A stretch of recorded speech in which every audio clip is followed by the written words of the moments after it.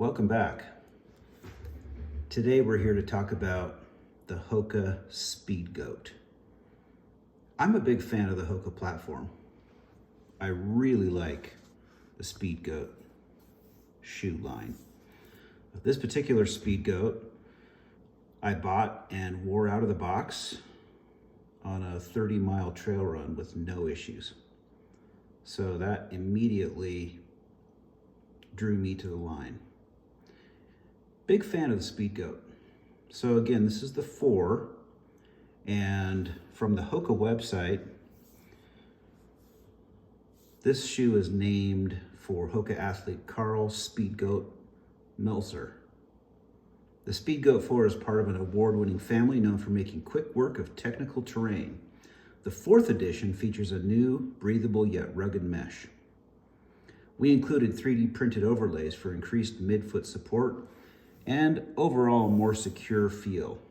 Most importantly, we added a more accommodating fit in the toe box for a more comfortable ride, grippy on the uphill and secure on the downhill. I agree, the shoe feels amazing. It's super responsive, cushioned. I do feel like the foam breaks down a little quickly over time. I put probably 350 miles on these shoes. They talk about the toe box being a bit wider, and I think that's true. Hoka over time has widened their toe boxes.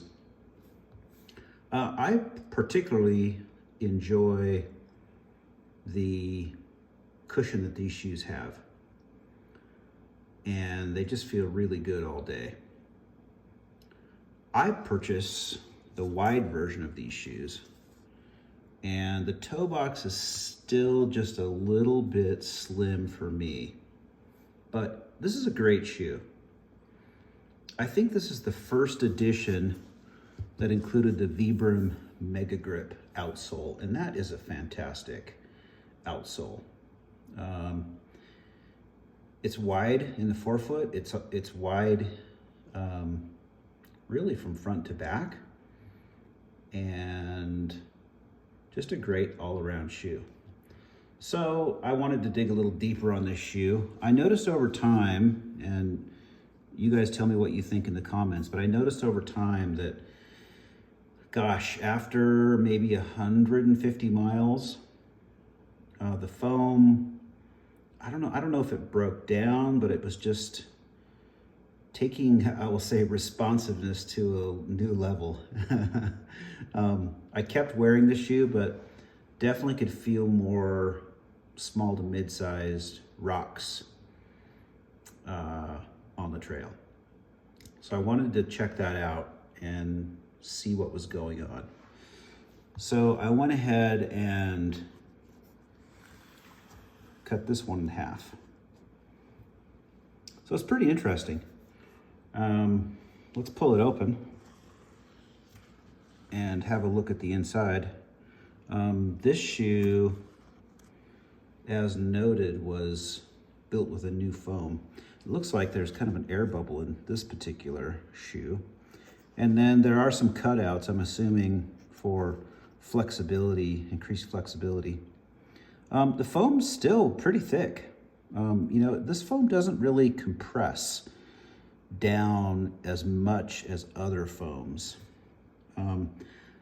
But I wonder if it does break down a bit, because, I was noticing as I ran in this shoe after about 100, 150 miles, it seems like I started to feel more of the trail. And, you can see that this pinches down, especially here in the front of the toe box. And so you can imagine, myself a 200-pound runner, and I'm putting my weight on this shoe, and that's probably the reason why I can feel some of the rocks through the sole. I'm pretty hard on shoes because I have a high arch and about 200 pounds. So I can feel the trail through these shoes. Other observations, this Mega Grip outsole is, gosh, it's a lot thinner than I thought it would be.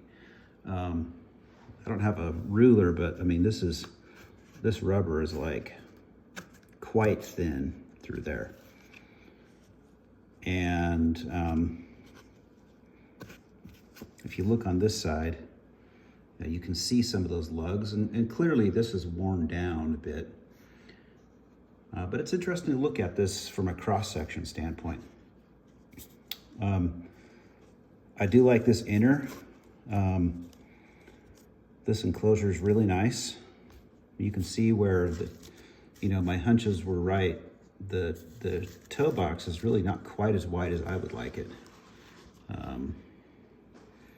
Had some areas where there's some abrasion happening, but gosh, on the whole, great shoe. I also have the Speedgoat 5 and enjoyed that shoe. Kind of had similar issues with that one from a trail feel standpoint. But love to hear your comments. Again, this is the Hoka Speedgoat 4, and I had a good time checking this shoe out and learned a lot cutting it in half, and hope you enjoyed this video.